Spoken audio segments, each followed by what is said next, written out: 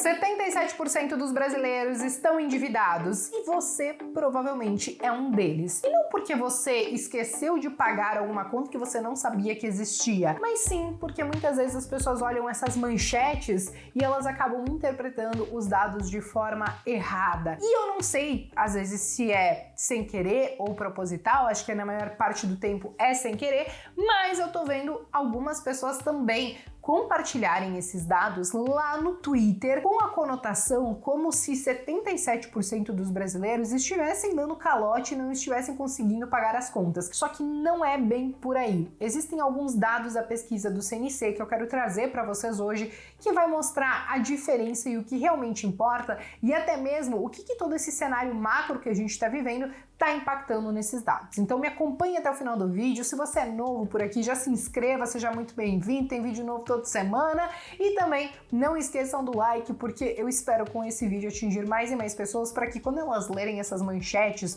ou verem alguns discursos, inclusive de políticos usando esses dados de forma errônea lá no Twitter, não se apavorarem, ou pelo menos, não se apavorarem com o dado que não deveriam. Enfim, vocês vão entender até o final do vídeo, beleza? Eu quero começar trazendo para vocês essa tabelinha aqui do CNC. Esse é um trecho ali da pesquisa, do relatório que eles divulgam todos os meses, e o que a gente tem aqui então é que o total de endividados aqui no Brasil ficou em 77,4%. Só que vocês estão vendo que tem outras duas colunas do lado? Pois é, a gente já começa a ver uma diferença de endividados para dívidas ou contas em atraso, que ficou em 28,7%, e pessoas que não terão condições de pagar, que ficou em 10,8%. Vocês estão entendendo que por essa tabelinha aqui, endividado é diferente de inadimplente? Pois é, o que acontece? Quando o CNC ele vai fazer a pesquisa, ele coloca lá na nota de rodapé como ele fez essas pesquisas, se eles entrevistaram 15, 18, 20 mil pessoas e tal, eles colocam também lá, escrevendo no relatório deles, que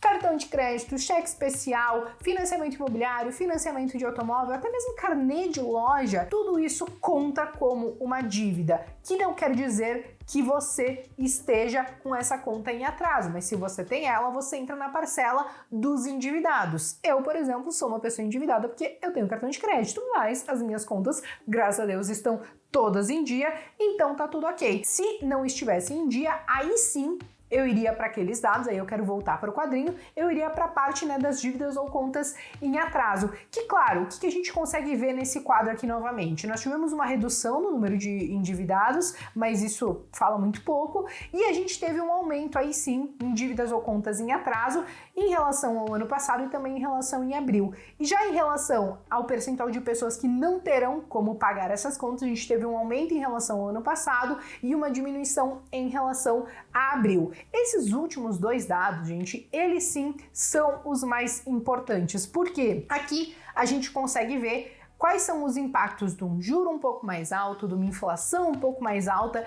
e aí sim a gente começa a ver o índice de contas em atraso um pouco maior. Dentro do próprio site do CNC, quando você vai procurar lá pelos levantamentos e as pesquisas que eles fazem, eles colocam lá uma planilha em Excel com dados históricos, e aí em relação a essas dívidas ou contas em atraso, a média de dias que as contas do brasileiro ficam em atraso são de 60 dias, e isso se mantém aí ao longo dos últimos mais de 5 anos, então isso não mudou muito, tá? O período de dias que ficou em atraso. O parcelamento dessas dívidas também não. Fica sempre ali na casa de 6 e 7 meses, quando a gente olha o histórico aí desses últimos anos também. Mas sim, tivemos um acréscimo nesse percentual de dívidas ou contas em atraso, e é claro que quando a gente olha todo esse cenário, que a gente ainda tá vendo alguns reflexos da própria pandemia, que algumas pessoas perderam renda, uma inflação muito mais salgada, quando você vai no mercado, nós sentimos então que a conta ela realmente está ficando cada vez mais cara, e ao mesmo tempo uma dívida mais cara, para quem acaba não pagando a conta, porque os juros também encareceram por conta desse aumento da taxa Selic, que foi de 2 para 12,75, e que a gente deve ver alguns aumentos. Então tudo isso acho que já até era esperado que fosse impactar nesses dados. Claro que se a gente conseguir controlar a inflação, se em um próximo ciclo a gente começar a ver uma queda na taxa Selic, a gente pode ver talvez novamente esses números aí diminuírem e voltarem ali talvez para os patamares pré-pandemia. Agora, o que é preocupante preocupante também dentro dessa pesquisa do CNC, tá, gente? A questão do tipo de dívida que as famílias ou que as pessoas acabam fazendo. Como a gente pode ver aqui, lembra que eu falei do cartão de crédito, que se você tem, por exemplo, eu tenho, a gente é considerado endividado. O que acontece? 88,5% das dívidas das pessoas são basicamente ali para o cartão de crédito. Esse número ele cresceu bastante, né? A gente saiu de 80,9% do ano passado para 88,5% nesse ano. E por que isso, né, gente? Porque justamente, mais uma vez, a gente coloca a inflação nessa conta, mas aí também tem um outro lado, e aí eu acho que até um lado positivo, vamos dizer assim, porque a gente tá falando do tipo de dívida que não quer dizer que tá em atraso, que a gente começou a voltar um pouco mais à normalidade em relação à questão da pandemia, porque veio a vacinação e tal. Então as pessoas começaram a gastar mais dinheiro, começaram a utilizar inclusive mais cartão de crédito, por exemplo, com viagens, com lazer, entretenimento, eventos e tal. Então tudo isso acaba impactando nessa questão do cartão de crédito ser o tipo de dívida dominante, vamos dizer assim. Depois vem questão de carnê, financiamento de carro, crédito pessoal, financiamento da casa, e aí o restante vocês conseguiram ver na imagem. Mas esse é um ponto importante, que tem esse lado que eu trouxe para vocês, mas tem um lado que preocupa, que é justamente daquela parcela que não consegue pagar a conta. Por quê? A galera que não consegue pagar as contas, se acabar não pagando o cartão de crédito, nós bem sabemos que isso pode virar uma bola de neve e para você dar o giro depois fica cada vez mais difícil, porque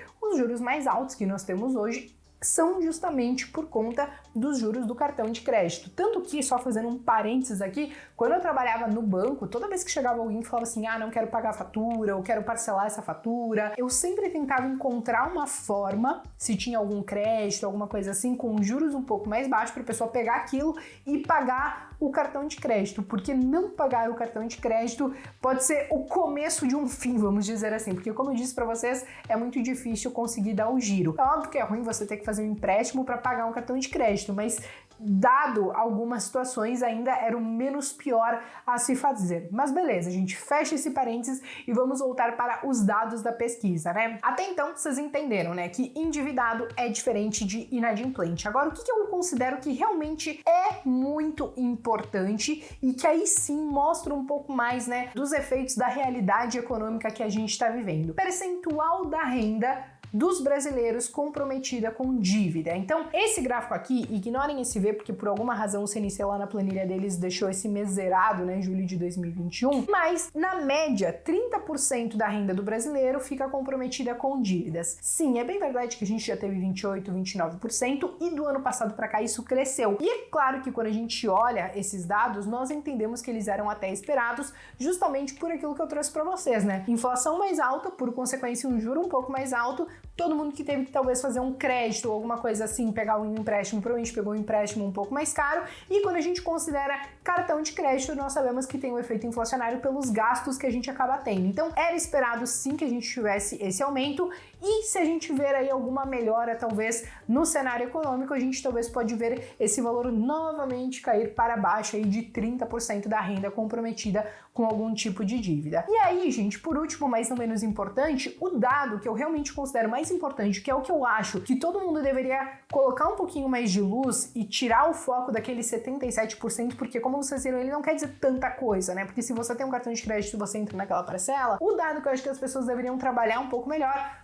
é justamente essa questão das famílias com contas em atraso. Esse sim, nós vimos que aumentou não só do ano passado para cá, mas nesses últimos 3, 4 anos. E é claro que esse percentual, ele pode preocupar um pouco, porque isso mostra pra gente que algumas famílias, algumas pessoas, elas estão perdendo a capacidade de dar o giro. E isso geralmente acontece quando a gente passa por algum cenário turbulento que acaba jogando os preços das coisas lá para cima, que muitas vezes acaba encarecendo o juro para tentar conter esse efeito, né, que a gente tem da expansão monetária, que acaba causando então justamente essa alta nos preços. Então tudo isso ele é esperado e é justamente o que a gente tem que ficar monitorando, porque a partir do momento que talvez a gente veja uma melhora nesses índices que eu trouxe para vocês, a gente deve ver também essas famílias, né, com contas em atraso diminuir novamente, como a gente viu, por exemplo, né, de 2017 para 2018. Então, esse é o dado que eu acho que é mais importante e que quando as pessoas divulgam lá que 77% dos brasileiros estão endividados, elas entendem esse dado como se fosse esse aqui, né, das famílias que têm conta em atraso,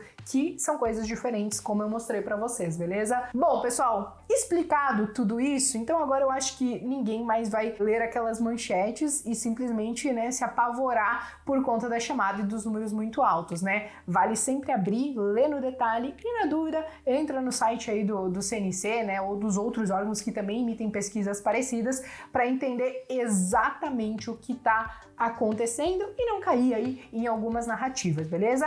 Bom, pessoal, agora eu quero saber de vocês. Vocês fazem parte daqueles 77,4% dos brasileiros que estão endividados? Me contem aqui nos comentários que eu quero saber. Eu me despeço por aqui, mas vejo vocês então no próximo vídeo.